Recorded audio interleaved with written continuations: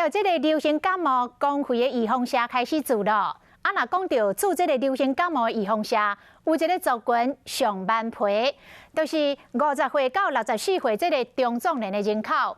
根据着疾管署的统计，这个年龄层的人数超过528万人，但是去年有去做预防车的比例只有18.7%。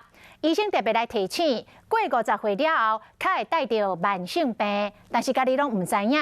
一旦若患着流行感冒，就真会将做重症的患者。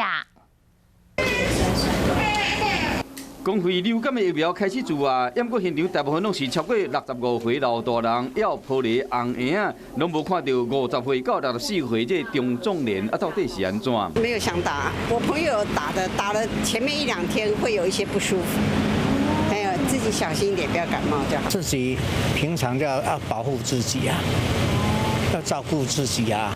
无想要做的，唔那这2个尔，依照疾管署最近3年的统计发现，讲50岁到64岁的大人做预防车比例，差不多是18%到20%，是所有族群内面注射比例上低。流行感冒重症的个案内面，50岁到64岁占2成到3成，加上超过50岁了后，有可能有3悬的危险因子要注意。